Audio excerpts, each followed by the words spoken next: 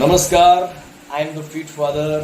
ભરૂચમાં 2 દિવસ પહેલા ગણપતિની શોભાયાત્રા નીકળી. એના 2 કિસ્સા મારે તમને સંભળાવવા છે. બસ. શોભાયાત્રા બહુ દિવ્ય અને ભવ્ય હતી. રાત્રે નીકળી હતી.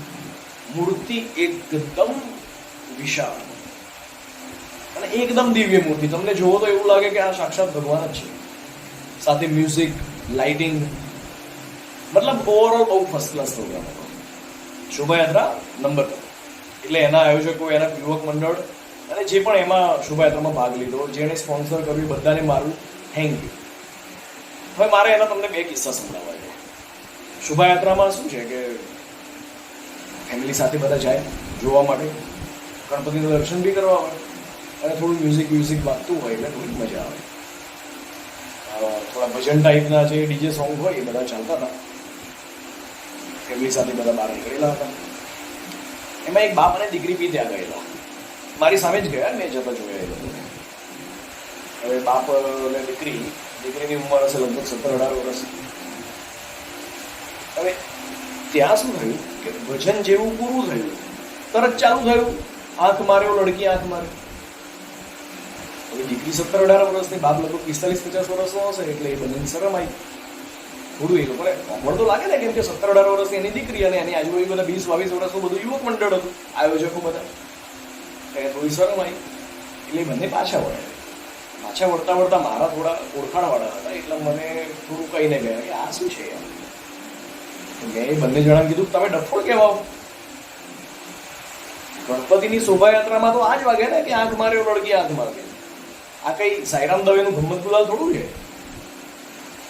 બિચારા યુવક મંડળનો, આયોજકોનો કોઈ વાંક નથી. એ લોકો બિચારા કરે શું, એ લોકોને એન્જોયમેન્ટ તો કરવું પડે ને. વાંક તમારો છે, તમે જ ગધેડાઓ જાઓ કે.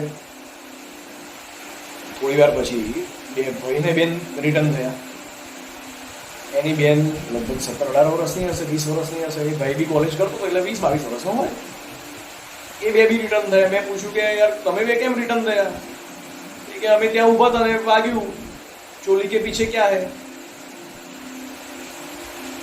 તો હવે શરમ તો આવે જ ને. મેં કીધું તમે ગધેડાઓ છો, એમાં એ લોકોનો કોઈ વાંક નથી. ગણપતિની શોભાયાત્રામાં આ બધું જ વાગે ને કે ચોલી કે પીછે ક્યાં હે. આ કઈ કીર્તિદાન ગઢવીનો ડાયરો થોડો છે. જાઓ ઘેર જતો. મેં કીધું બિચારા આ છોકરાઓ, આ યુવક મંડળ, આ બધા આયોજકો કરે શું? એ લોકોને ડીજે સોંગ જ જોઈએ ને, બોલીવુડ. જતા રહે મારી સામે. થોડીક વાર પછી, હવે આટલું મોટું ભવ્ય આયોજન હોય તો પબ્લિક તો બહુ આવે. ટ્રાફિક થઈ ગયું. બધી અમુક કંપનીની જનરલશીપની બસો બી હતી ને, એ લગભગ 9:30-9:45 વાગ્યા સુધી ત્યાં આવે. એટલે સમજો કે જે જનરલશીપમાં જે ગયો છે એ લગભગ 7-7:30 ઉતરવો જોઈએ, એની જગ્યાએ 10 વાગે ઉતરશે એના ઘેર, કાં તો 10:30 વાગે ઉતરશે. તેમાંથી કાકાએ બૂમ પાડી, અરે આ બધું શું છે?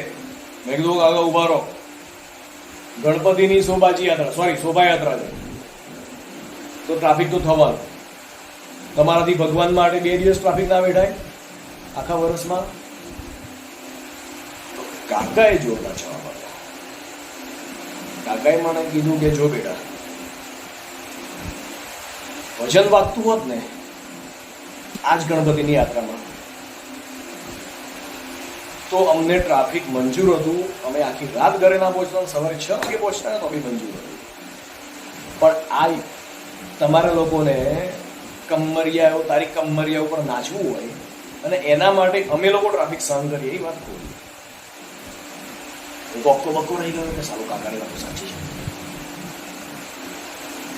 મેં સમજાવવાનો ટ્રાય કર્યો તમારા વતી, યુવક મંડળ આયોજકો, મેં તમારા વતી સમજાવવાનો ટ્રાય કર્યો કે કાકા આવું ના ચાલે, આવું થાય. પણ કાકો ના માન્યો. કાકાએ મને એવું કીધું કે જો દેશની સંસ્કૃતિને છે ને ઔરંગઝેબથી જેટલો ખતરો નહોતો એટલો ખતરો હતો જયચંદથી, કે જેણે ગદ્દારી કરી, જેણે સંસ્કૃતિને સમજી નહીં ને જેણે સંસ્કૃતિને પછાડી. બહારથી આવીને કોઈ સંસ્કૃતિનું નિકંદન કાઢતું નથી. સંસ્કૃતિનું નિકંદન કોણ કાઢે છે? આપણા જ લોકો, આપણા જ હિન્દુ. જ્યારે ગણપતિની શોભાજી યાત્રામાં કમરિયાઓ તારી કમરિયા, આંખ મારે લડકી, આંખ મારે વાગતું હોય ને એના ઉપર નાચતા હોય તો તમે જયચંદ છો. કયું ચાઇનાનું ષડયંત્ર હતું કે તમારા ડીજે વાળાને બ્રેઇન વોશ કરીને ચોલી કે પીછે ક્યાંય વગાડી દે? તમે લોકો કહો છો ને કે આપણી સંસ્કૃતિને ખરાબ કરવા માટે ષડયંત્ર હતું. કયું ષડયંત્ર હતું ચાઇના વાળાનું? કયું ષડયંત્ર હતું? એમાં કોઈ પાકિસ્તાનનું ષડયંત્ર હતું કે કોઈ મુસલમાનનું ષડયંત્ર હતું? કોઈનું ષડયંત્ર નથી હોતું. પહેલા આપણે થોડું ધ્યાન રાખવાનું. મેં કાકાને કીધું, કાકા જય શ્રી કૃષ્ણ, મારી ભૂલ થઈ ગઈ.